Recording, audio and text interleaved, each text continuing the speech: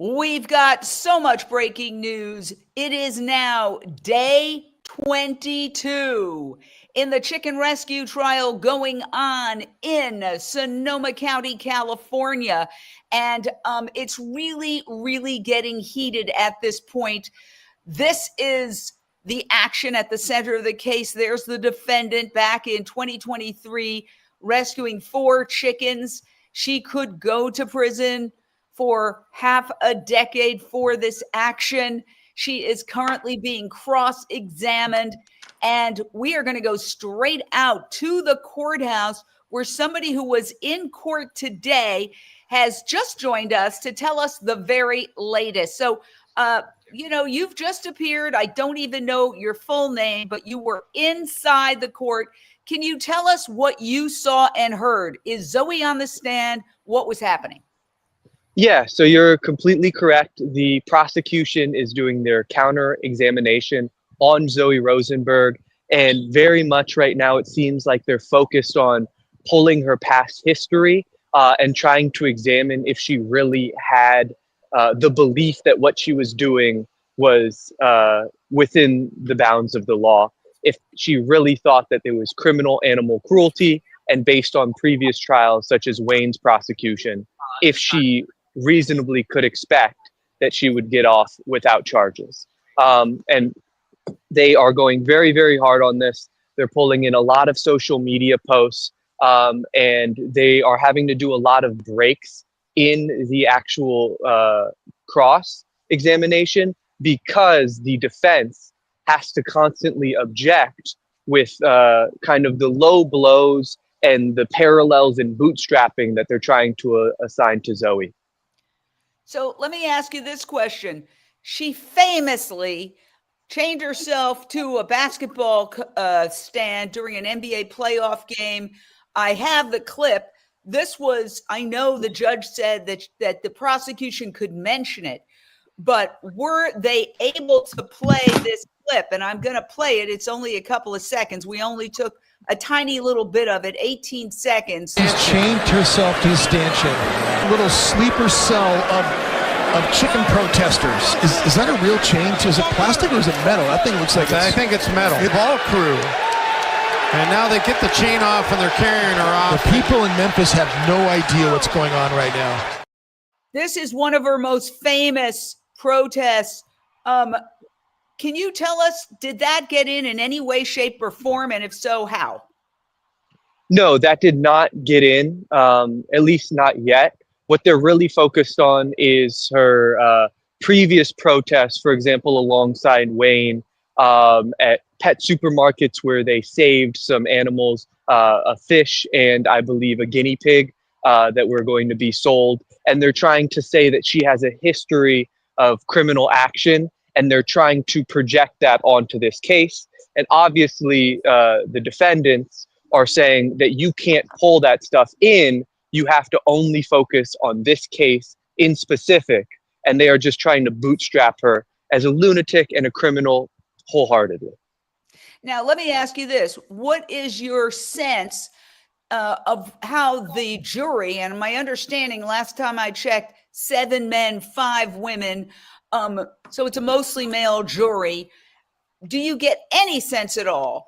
And of course, it's so hard to read a jury, but sometimes you see people almost nodding off. Some people are furiously writing notes. I mean, what are you sensing?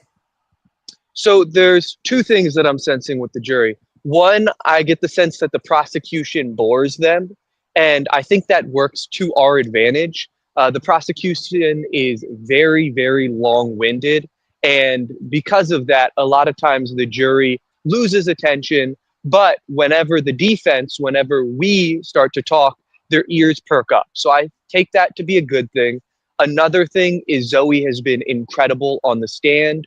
All of her answers are very short to the point. She comes off as very truthful, very friendly, and very well educated. So I think she's doing a lot of great things to build rapport, and the prosecution is doing a lot of bad things to, one, bore the jury, and the judge has had to step in a number of times to put the prosecution in line because they constantly try to go for low blows. Wow. Well, you've given us a very good insight into what happens inside the court. Now, you're on a lunch break. Let me ask you, and this is just a guess, and I know you can't make an educated guess.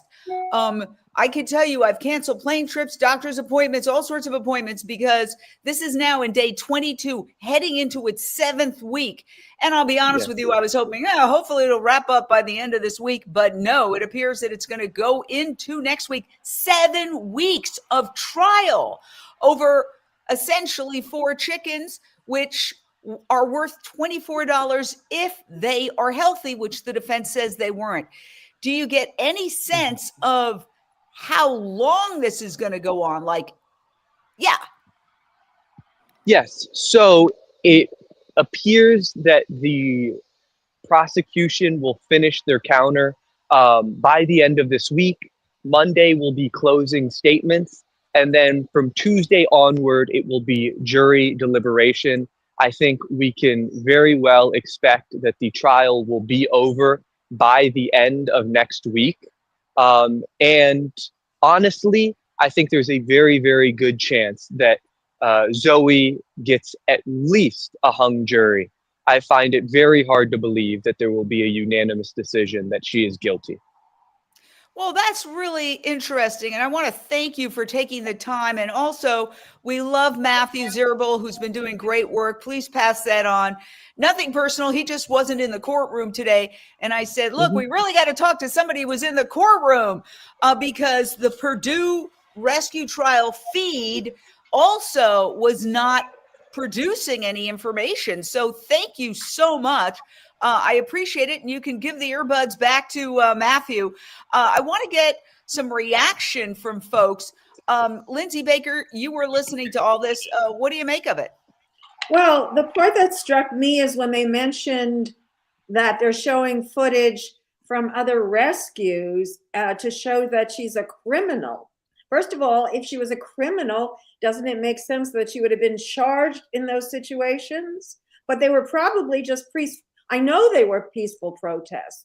And so the fact that they're reaching so far to try to bring information in to make her look like a radical, I think it's like he said, hopefully this is true. The jury is bored when the prosecutor speaks. But I think bringing in this kind of information just makes them look, absurd because it has nothing to do with the case. It's just showing that she's a compassionate and really dedicated activist. It just, if anything, shows her truthfulness.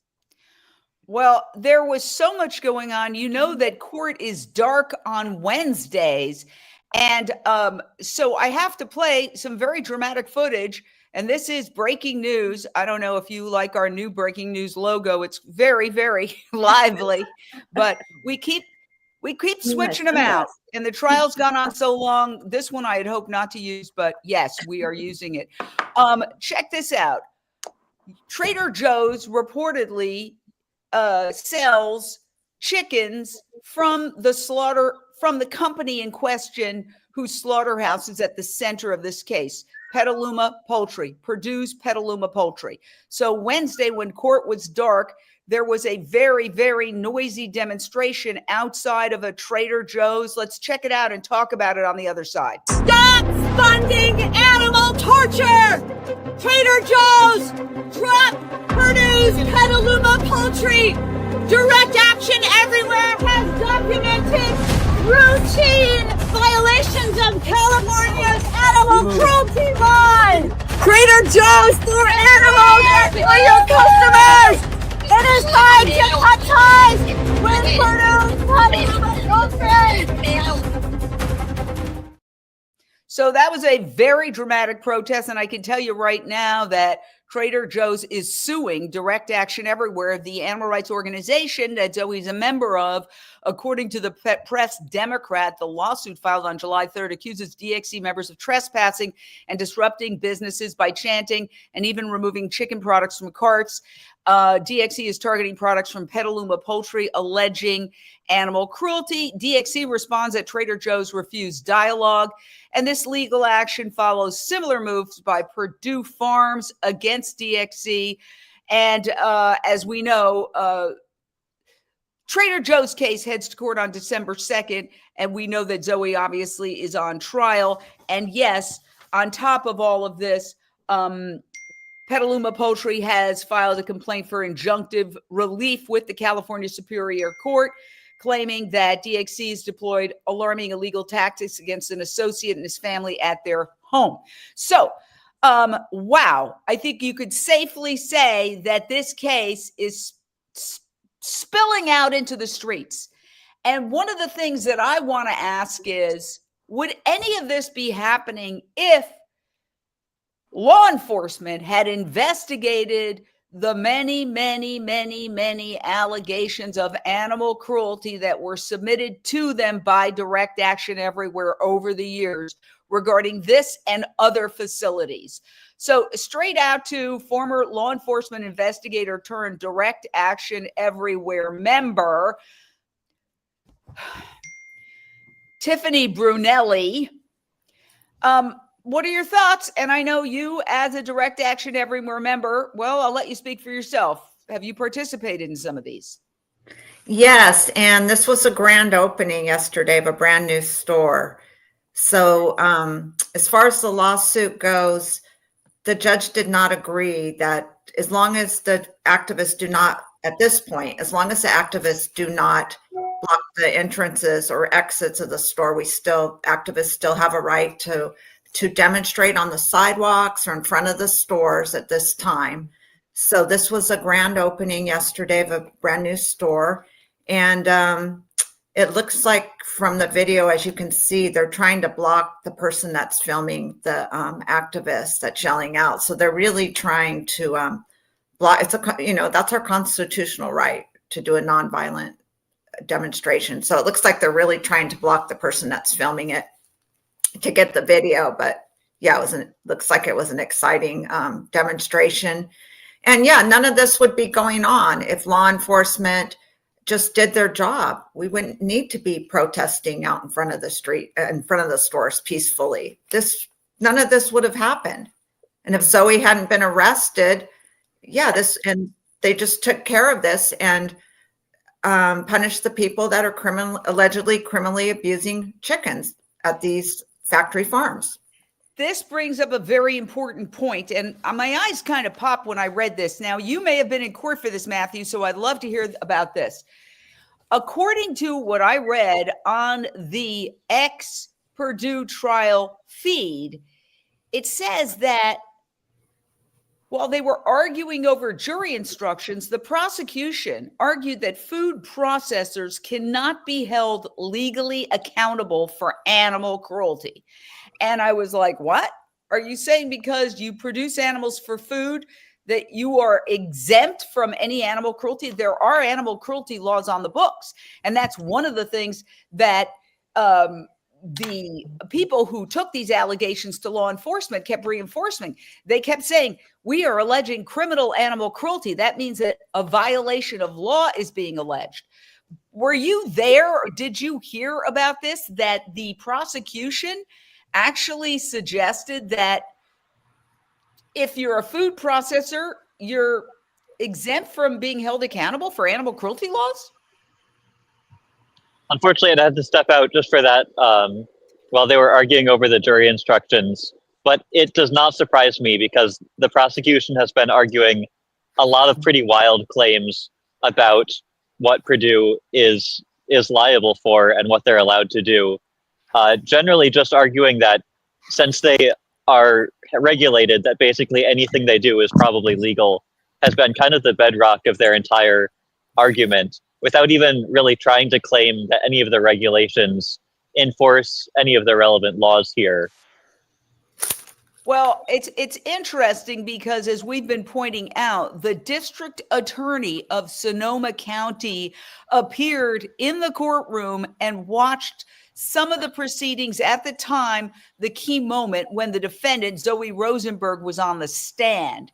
And, that is really fascinating because this trial, again, the 4 chickens, estimates are even if they were healthy, they'd be worth about $24. Okay, let's give them $30. Okay, people go in and buy a breast of a chicken or a leg of a chicken in a supermarket. And yet, how much has the government spent prosecuting Zoe Rosenberg? Is it even in the millions? This is day 22 of court. And you have the district attorney of the county in there watching some of the proceedings when obviously there are other crimes occurring in Sonoma County. And I hope not, but if it's like any other county in America, there's probably a murder or a sexual assault or some other serious crime occurring. What does it say to you, Annie Abram of Captain Paul Watson Foundation, that she chose to be in court for this? And the prosecutors that work for her are saying, hey, if you're a food processor, you're not to be held accountable for animal cruelty laws. I am shocked beyond words. In other words, we could put any kind of criminal to work in food processing factories, it sounds like to me, from what they're describing. You could put a serial killer, serial rapist there, and they're going to get away with it because guess what? There's no law. I am shocked beyond words. I'm disgusted, shocked, and can't believe that this is a law. I can't even wrap my mind around it. Let me Wow. do a couple of things first. I want to say that the company in question, Purdue, says that they do not engage in animal cruelty, that they have the highest standards. They have a website, corporate.purduefarms.com/responsibility/animal-care. And as you've heard, they've said DXE is an extreme group with the ultimate goal of ending animal agriculture, which they don't argue. They say animal agriculture is destroying the planet. It's not just, as an industry as a whole, 80 billion animals produced in industrialized conditions and killed every year for food, to the point where 140,000 chickens are killed every minute on this planet. But it's also terrible for the environment.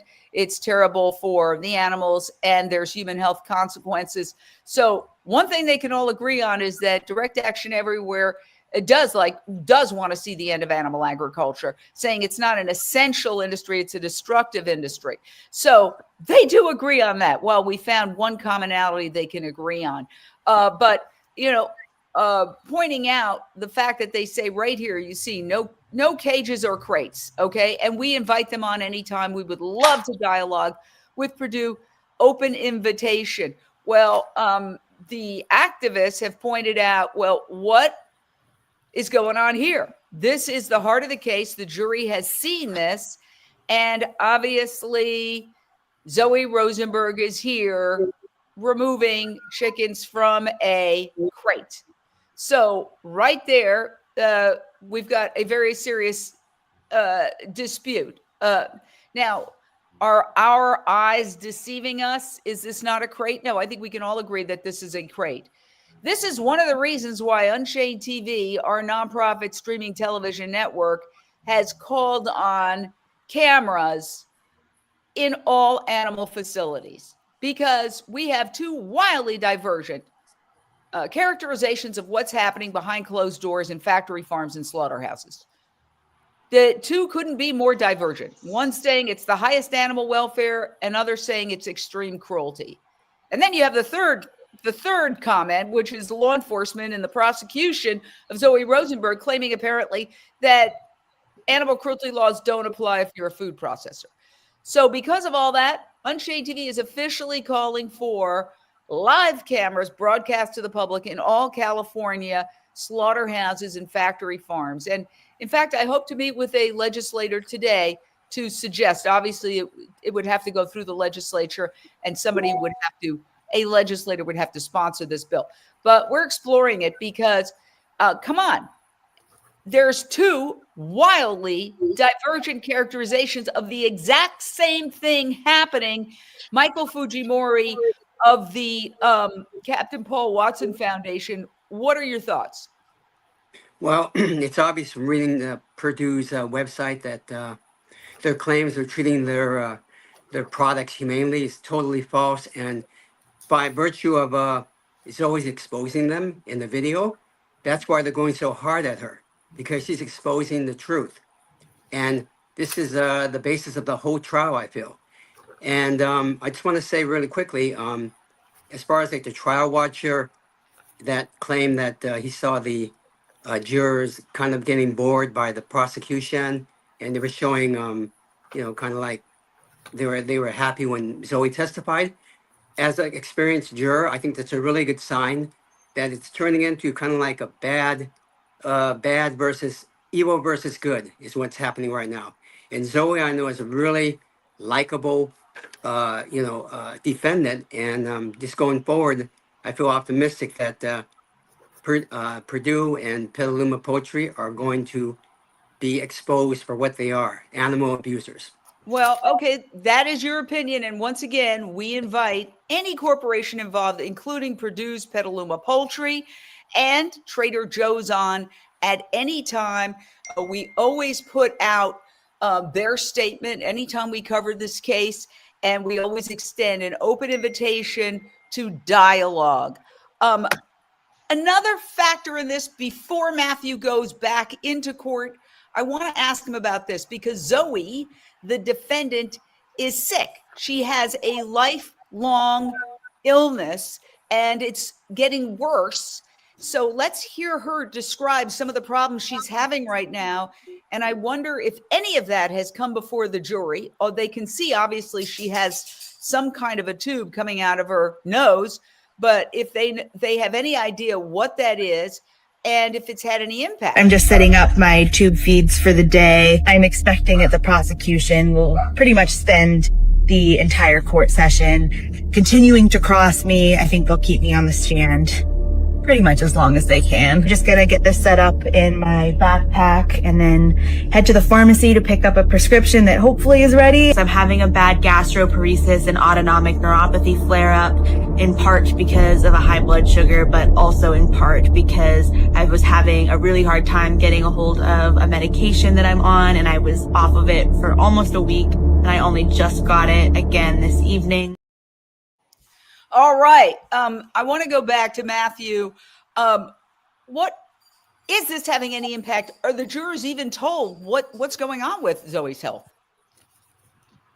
Before the trial started, actually, the judge was very clear to both sides that there was to be no discussion of Zoe's health at all currently, as that's considered one of the things that could give bias to a juror. And so she, very obviously has a feeding tube going in her face, right? But beyond that, just the juror being able to see that, they're not allowed to bring it up in court. During the Zoe's direct examination, her lawyer actually did try and ask her about it just so that the jury could have clarity, but that got objected to since it was violating that order. So other than seeing that, the jurors don't know anything about what's going on with her current health. I find that bizarre because it's going to raise more questions than answer. If I was sitting there as a juror, it's kind of like, don't think about the elephant. And then all you think about is the elephant. I would obviously be wondering what's going on with that tube. You're smiling, Tiffany. What are your thoughts on that? The jury must feel, if they're not even giving us basic information about her health, and we're hearing about stuff she did when she was 16, they must be feeling like they're being kept in the dark about a lot of other things. So I'm thinking maybe it's really making them question a lot of the prosecution's case.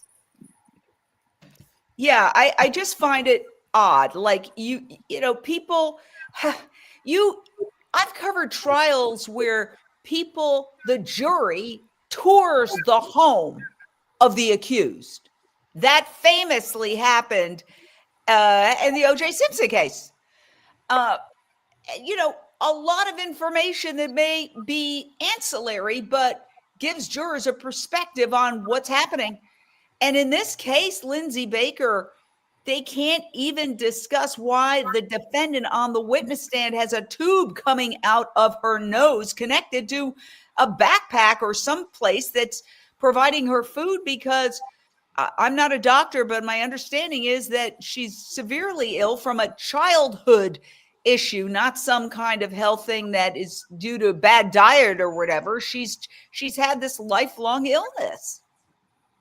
Absolutely. I mean, it's just crazy that they would even, you see somebody that has a tube, what does it do? It brings more curiosity. People are going to wonder.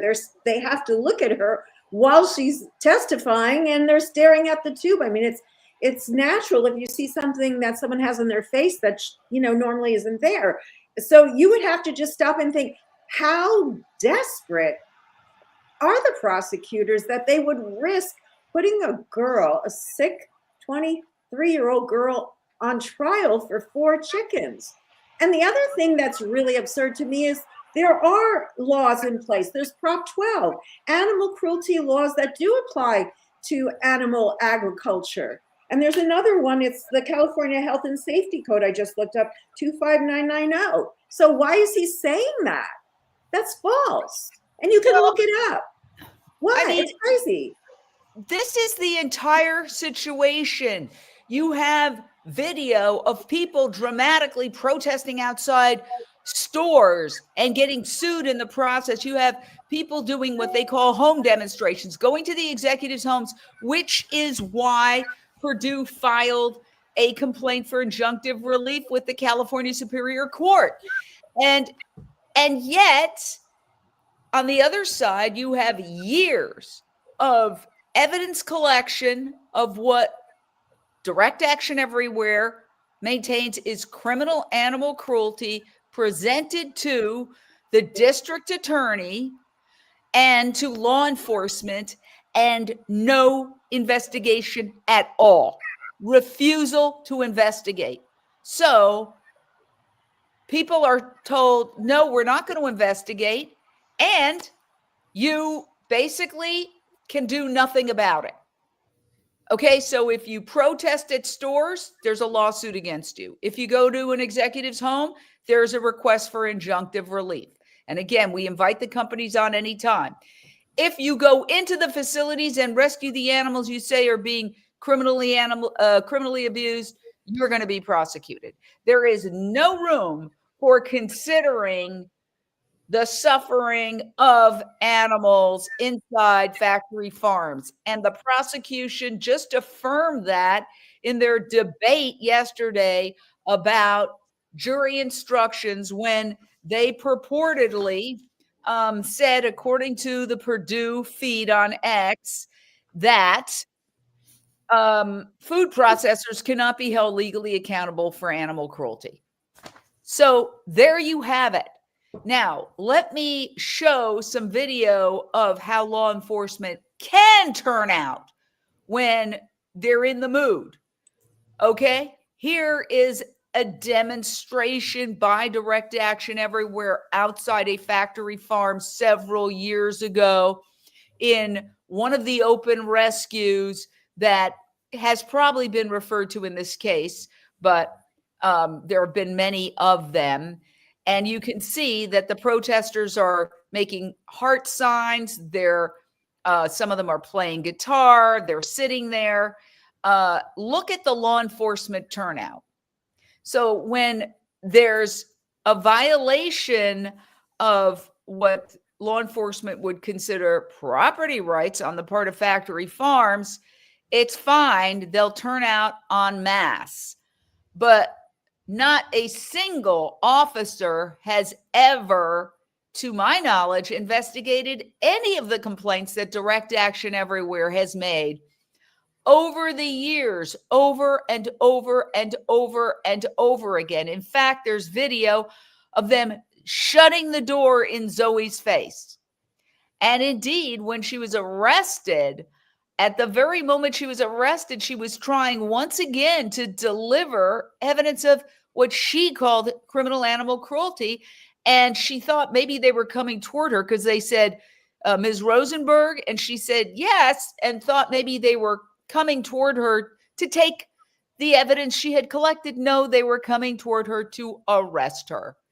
So what does that say? Getting back to Zoe's characterization of this entire trial. Prosecutors will try to tell a story of a radical criminal who steals animals from hardworking businesses. We will tell the story of 4 little chickens who faced unimaginable pain. Their names are Poppy, Ivy, Aster, and Azalea. And that's why I say this is a culture war. Tiffany Brunelli. Yes, it's so upside down why the authorities are not doing their job. And instead, this amazing woman, against all odds, went in and rescued 4 extremely sick chicken. It's even hard to get your mind around it. And I do want to say one other thing, Jane. So many friends have said to me and other activists, wouldn't it be great if the jury could take a field trip to the slaughterhouse? I mean, yes. Like, how you said, they go, they visit the homes or the location of the crime. Let's let them take a trip to the slaughterhouse and see the chickens that are unloaded and see the conditions that are there with their own eyes. Well, yeah. Now, Mike Schroeder says this girl isn't going to prison. It would cost too much. You know what? Wayne Shung was convicted and he went to jail, not prison, but he went to jail. So I don't think any of our predictions can be considered reliable at this point because you never know what a jury is going to do.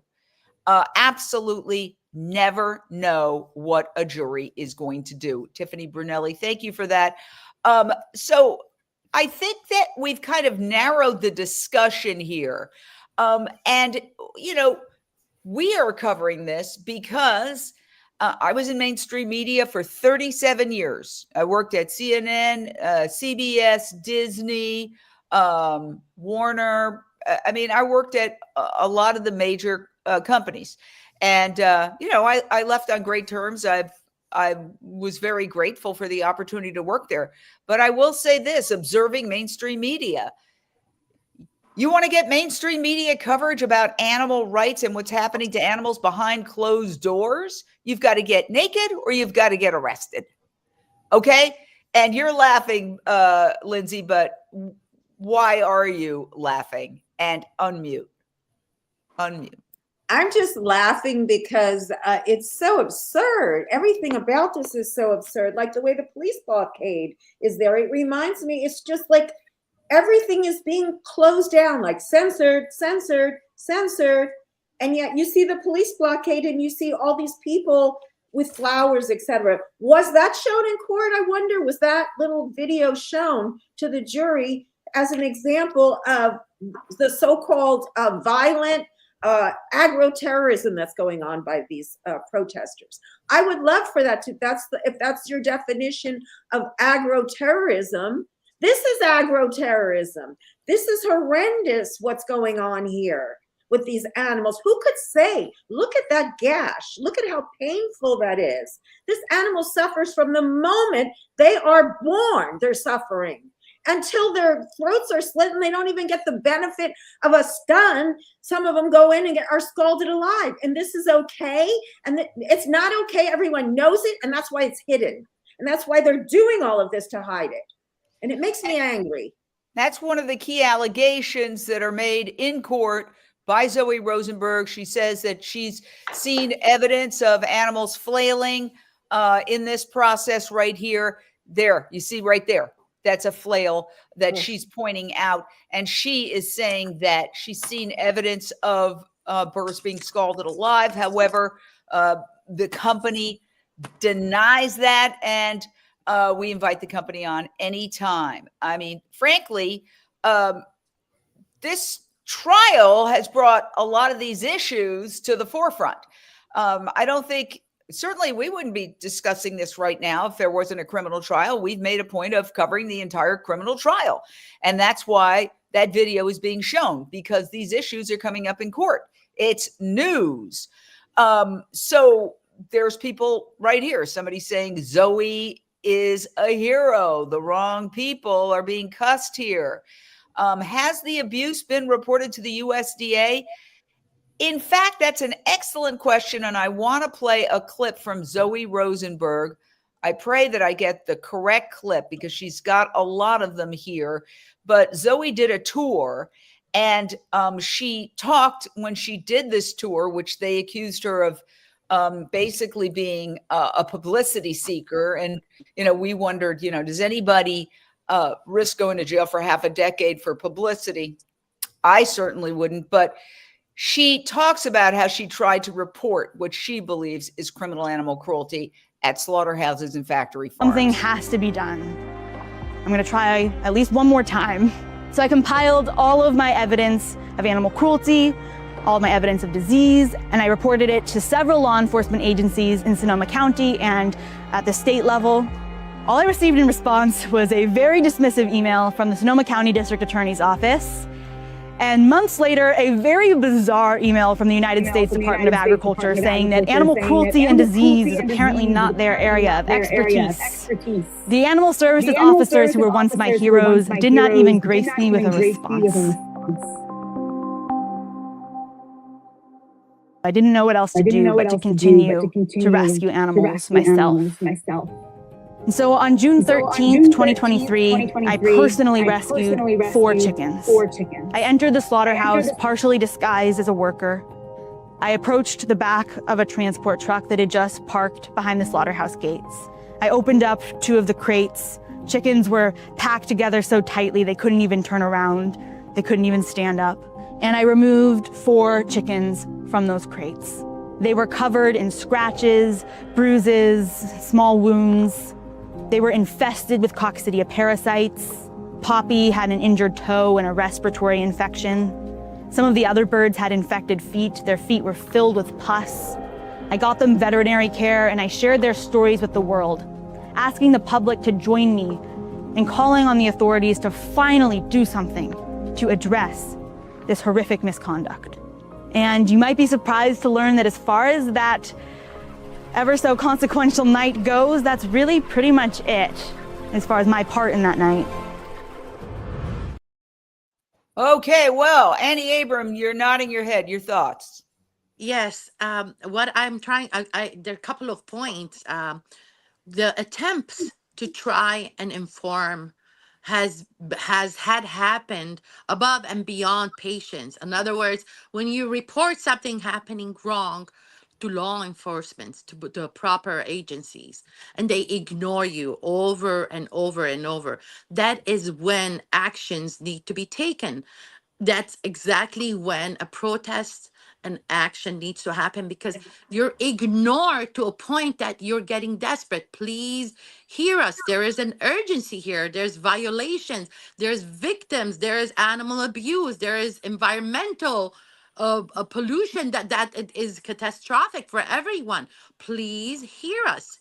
And also, I would love to say that I hope the jury hears the inconsistencies and the opposite things that they're painting the character of Zoe as, they're trying to demolish her beautiful, beautiful character. She is an exemplary, beautiful soul. She cares about animals and goes above and beyond her health, her safety, her well-being, and she goes and tries to rescue these animals because she's being ignored. We're being ignored. We plea. A child cries and cries and cries, and they break into loud screams and begging. So that's what's happening. But they are trying to say that there is no abuse in Purdue. And on the other hand, they're saying that, oh, when you're handling animals, it's okay to do whatever you want. There's no law.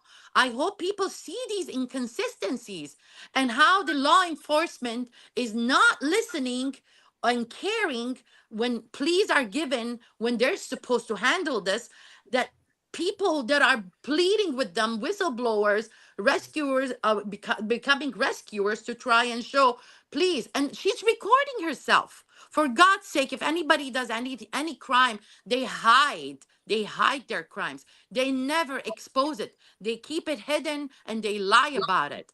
Now they're lying. I'm going to say, it seems like they're lying about everything they're saying about the crates. People could see that. There you go. There's a crate, and they say they don't use crates. They say that they do not abuse animals, and on the other hand, people who handle them can abuse. It's all okay. The law allows them. And they say that the law enforcement is trying to take charge, do the right thing here by coming up with fancy names, eco-terrorism and etc. when it's about heroism. She's a hero. Zoe is a hero, rescue hero. She rescued because she was ignored, as all of us are ignored, so we go to protest. So there's so many inconsistencies. I surely hope, jury, please, I plead with you, please see these Well, inconsistencies. hopefully the jury is not listening to us. They're not supposed to I check any, they're not supposed sending to check any media during the trial. They are absolutely supposed to stay away from any reporting about the case. In fact, our reporter at the courthouse is under instructions. If you see any jurors, move away so that they cannot see or hear any of the reporting that you're doing. So final thoughts. This is really extraordinary in that this trial is now lasting far longer than numerous murder cases. And it's going to apparently stretch into another week. Like I said, Unchained TV is committed to covering this. And I've already canceled plane trips, doctor's appointments, all sorts of appointments that I have. I'm sure everybody has done the same, as you cannot anticipate the length that this trial is going to. And it just shows you that this is industrial animal agriculture on trial, and how we treat, as a human society globally, more than 80 billion land animals. Are they merely products, as the police officer who testified said? He said, I wouldn't interact with these products. Or are they sentient beings who have innate rights and deserve to be free from cruelty? And is there any way to have a food system of this magnitude that is exempt from cruelty? I mean, I think that's the ultimate question that consumers need to ask themselves. Consumers, remember, chickens are by far the most consumed food of any land animal. So if people stopped eating chickens, the number of animals killed for food would collapse. So, all right, final thoughts, starting with Lindsay Baker. Thank you. I just want to say, it looks like the prosecution, as far as the length of the trial, they're pulling out all stops. They are desperate to make this case, to win this case, because it's so pivotal. As you have said, this is going to determine a lot of things, and it's raising awareness. And that's why, on the note of awareness, I just want to finish with, please, everyone, show this to your friends. Show people that you know that still eat animals, eat chicken. Show them what the consequence of this is, and bring out the point that we're only growing in population. So if they can't humanely kill them, or, you know, I hate to even think of that. If they can't do this humanely now, it's only going to get worse. The solution is stop eating meat. So please send that message, and please share this out. And yes, we will be here every day until this is over. Thank you, Lindsay Baker. All right. Annie Abram, final brief thoughts. Yes, I surely hope the jury would see what we are seeing, the inconsistencies. Chickens also, I have to say from my own experience, are no different than dogs, loving, cuddling, running after you. They do everything a dog does. So compassion, let compassion lead the jury. And also, everybody, please share, yes, what Lindsay said. Please share animals. There's no way to kill an animal in a nice way. There's no humane way. And also, we heard how the court and the law says there's no limitation to any abuse. I hope all this is considered. Thank you so much. Michael Fujimori, final thoughts. Yes, Jane. As you said, I really hope this becomes a landmark case as far as like the way we treat animals and the way we look at them. And hopefully, well, of course, we want the outcome to be good for Zoe, but we, you know, as she would wish, to bring attention to this injustice, and that's what she wants, and that's what we want. And I think that the prosecution's attempt to paint Zoe as an extremist, and showing her previous activism, that we're all peaceful and non-threatening. That's a blatant attempt to try to prejudice the jury, and ultimately I feel will backfire. So at the end of the day, Jane, it's so obvious that there was no crime committed here at all, just a big waste of taxpayers' money. Thank you, Michael. Tiffany Brunelli. Yeah, thank you, Jane. I'm just really hoping that the jury's seeing through all of this. And I noticed that they finally updated the X, and I saw, and they're back to the cross, and I saw some questions on here where the prosecutor is asking Zoe, if chickens are processed for food, they will have to be killed, correct? Zoe says, yes. The prosecutor asks, you said you found the footage distressing. Yes. So as anybody on that jury probably knows, it makes it sound like they're asking her, well, they're going to be killed anyway. So what difference does it make what condition they're in? But anybody who lives in California knows that we have voted for several propositions to give chickens a little bit more room so they can turn around, etc. So some of these questions I hope the jury's taking notice. They seem to be backfiring. Thank you so much. I would like to say that as we watch this trial drag on, and we've all, I mean, frankly, I'll just show you behind the curtain. It's a lot of work to schedule these posts. It's not like I just hit live. I have to write a script. I have to even do code to have it go across all Unchained TV platforms, from the streaming network behind me, Facebook, LinkedIn, X, YouTube, and then people sharing out and cross-posting to other Facebook pages. There's a lot of work that goes into it. And then, of course, afterwards, doing summaries for UnchainedTV.com and a lot of stuff. I can't even imagine, though, what it's like to be there and to be Zoe Rosenberg, her defense attorneys, especially because Zoe is sick. And yet she is extremely composed in her daily briefings. And I would say does not show any signs of stress or like, and that's not very articulate, but I guess you know what I mean. She's just, I would say, relentless and I've interviewed Zoe several times, and she is extremely articulate, laser focused, and not distracted. So when the observers that were there watching her testify say that her testimony was great, I believe that to be true because when I've interviewed her, I've always been struck, and I've interviewed thousands of people over the years, including scientists and politicians. And I've rarely met a person who is as focused, as laser focused on delivering her message in a clear-cut, concise way without waffling, wavering, getting distracted. It's just pretty extraordinary. So I do believe that is a plus for the defense. Again, I have no idea how this trial is going to turn out. I'm just giving you my personal observations about the individual on trial, Zoe Rosenberg, during the times that I've interviewed her and seen her speak to large groups. And over the course of several years, it seems like this is innate. This is not something she just picked up. It's part of her innate personality. And so, it's going to be very interesting. Once again, the cross-examination of Zoe Rosenberg in the chicken rescue trial continues tomorrow, Friday.